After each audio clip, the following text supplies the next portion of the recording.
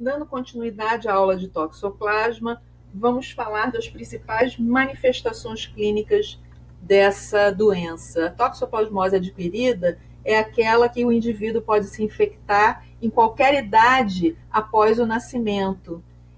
E o curso da infecção vai depender muito do genótipo do parasita, ou seja, da cepa do parasita, e também do status imunológico do hospedeiro.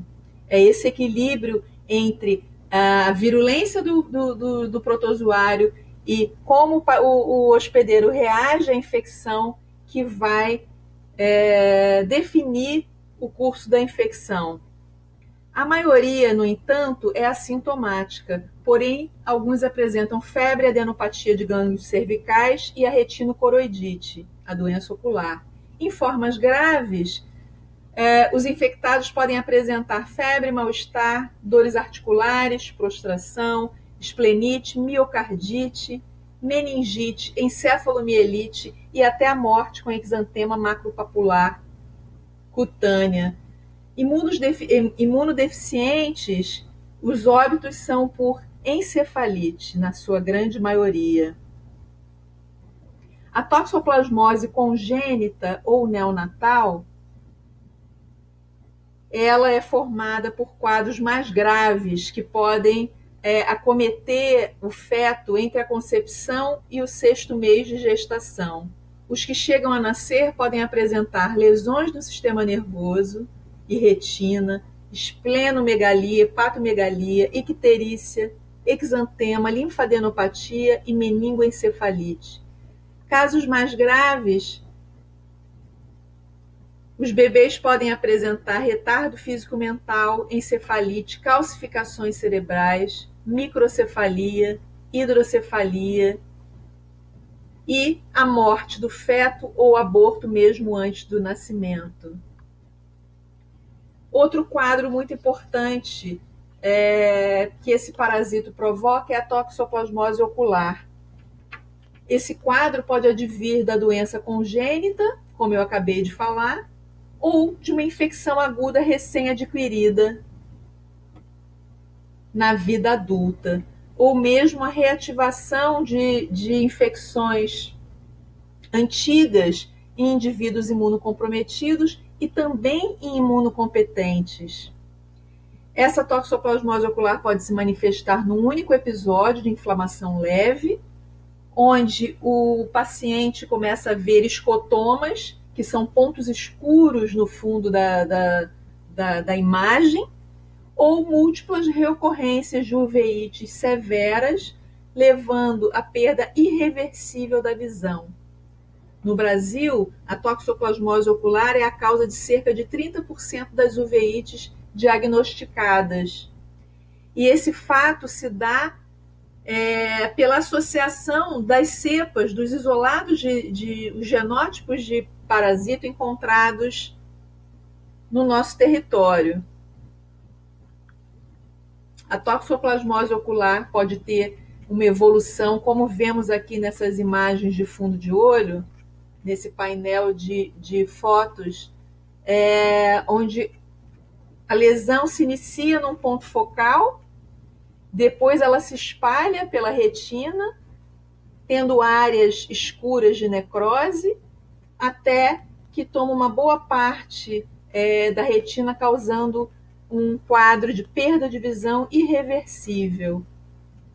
A título de comparação, temos os dados que um habitante em 357 nos Estados Unidos apresenta toxoplasmose ocular, enquanto que algumas regiões endêmicas de toxoplasmose no Brasil, essa proporção pode chegar a ser um indivíduo, 1 em cada 6 indivíduos, ou seja, uma taxa muito alta. A doença ocular pode chegar a cerca de 20% dos infectados com toxoplasma.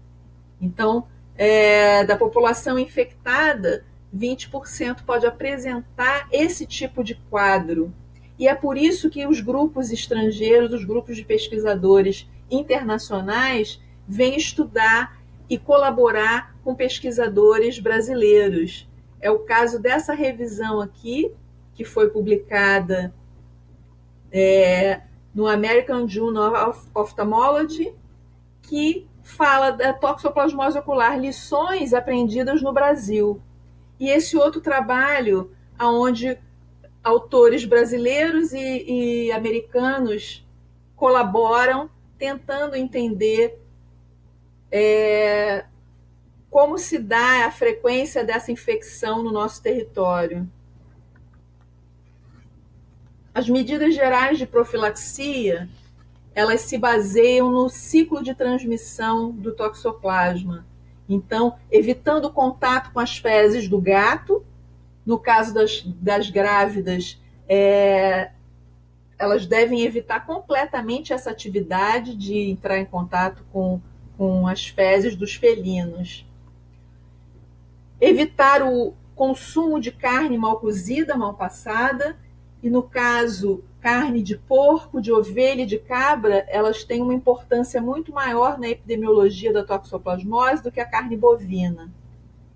Lavar tudo que se come, todos os alimentos que são ingeridos crus, como verduras e legumes, e também o tratamento da água, que para consumo deve ser fervida e filtrada. O tratamento atual da toxoplasmose é baseado na associação de 2 medicamentos, a sulfadiazina e pirimetamina. Esses 2 medicamentos inibem em sinergia a via da síntese do timidilato, ou a via biosintética do ácido fólico, que é necessário para a síntese de purinas, metionina, timina, serina e também do DNA. O tratamento com sulfadiazina e pirimetamina é um tratamento longo de 6 a 8 semanas que produz diversos efeitos colaterais.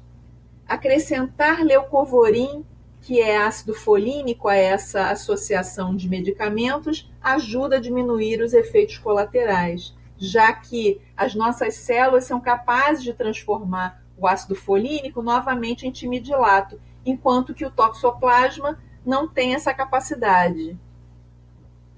No caso de pacientes com alergia à sulfa, uma alternativa é a clindamicina, e para gestantes no início da gravidez, a espiramicina é utilizada no tratamento, já que não se acumula na placenta atravessando a barreira placentária.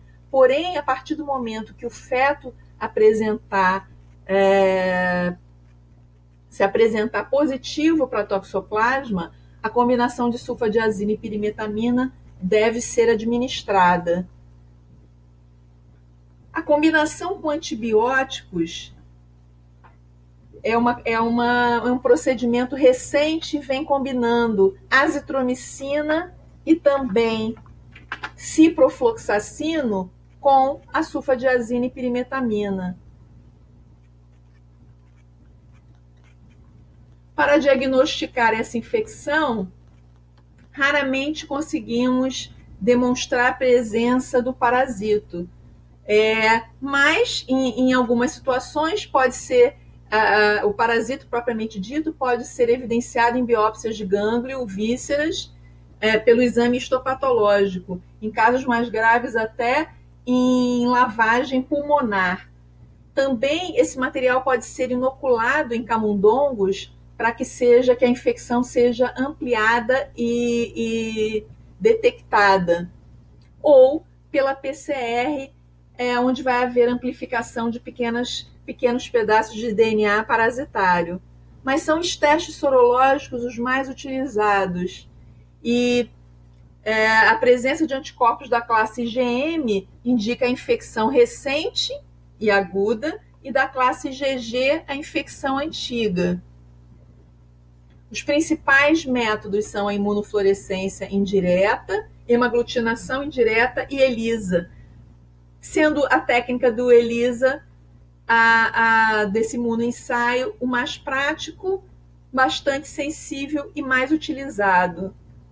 Devemos lembrar que esses testes sorológicos para a toxoplasmose são obrigatórios no pré-natal das grávidas e que o resultado dessa sorologia vai ditar todo o tratamento ou não dessa paciente.